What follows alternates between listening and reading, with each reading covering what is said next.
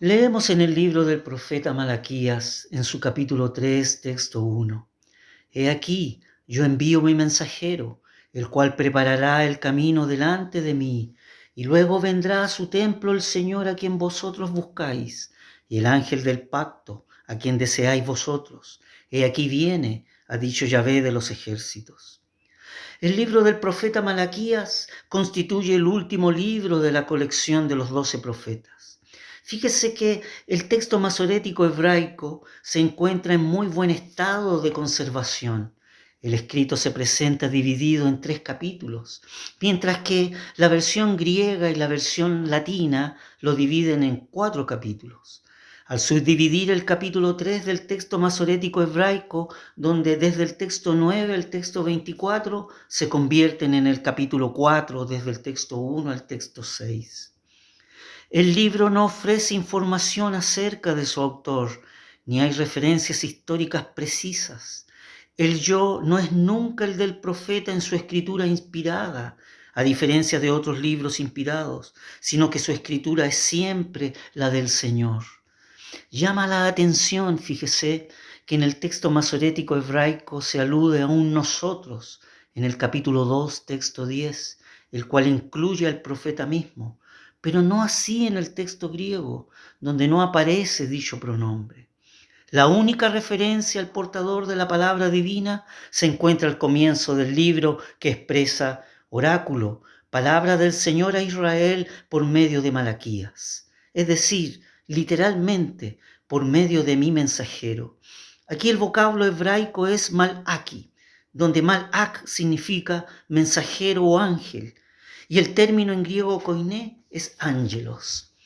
Es así como se ha impuesto en la historia del texto el nombre del profeta y por lo tanto el título de este libro inspirado por el divino autor.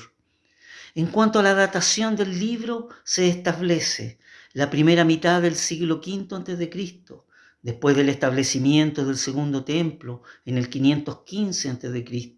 y antes de las reformas de Nehemías, alrededor del 445 a.C., confrontando así con los conflictos sociales y espirituales propios de la comunidad posexílica del siglo V a.C. El libro del profeta Malaquías es de un estilo oracular, es decir, escatológico. Contiene un discurso profético. Fíjese que las fórmulas que introduce el discurso divino son abundantes. Es así que la más común expresa, dice el Señor del universo, como también encontramos oráculo del Señor, o esto dice el Señor. Y la menos frecuente expresa, dice el Señor. De esta forma el profeta se esconde, se hace invisible, por así decirlo, para que el Señor sea el que tenga la preeminencia de sus palabras. Dentro del contenido teológico, el libro comienza con una declaración del amor de Dios para con su pueblo amado. La verdad es que la declaración está ya presente en el mensaje del profeta Isaías a los desterrados, pues ellos se creían abandonados por Dios. Si Malaquías retoma este tema, es porque sus oyentes aún son incrédulos ante las palabras y promesas divinas. En efecto, apenas ha cambiado la situación en el Israel de antaño desde la reconstrucción del templo y desde la reanudación del culto en él. De allí el tono de reproche con que los interlocutores del profeta se dirigen a Dios con su pregunta: ¿en qué se nota que nos amas? Pero en la respuesta divina no hay el menor reproche. La historia evocada por el mismo Señor muestra que la elección de Israel solo depende de Él. Su amor no está sometido a ninguna condición, es gratuito y por lo tanto el pueblo amado de Dios lo tiene asegurado. El hecho de que así comience el libro es ya un indicador de cuál es el mensaje central del libro. Así es que el texto que consideramos tiene relación con el primer advenimiento del Mesías prometido. Las primeras cláusulas nos hablan claramente de la venida del heraldo del Señor.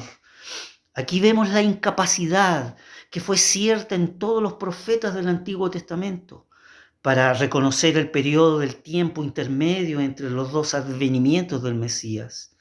Queda así confirmado que tal como se ha revelado posteriormente en el Nuevo Testamento, que esta edad presente es un misterio, es decir, un sagrado secreto que existió antes de los tiempos del Mesías.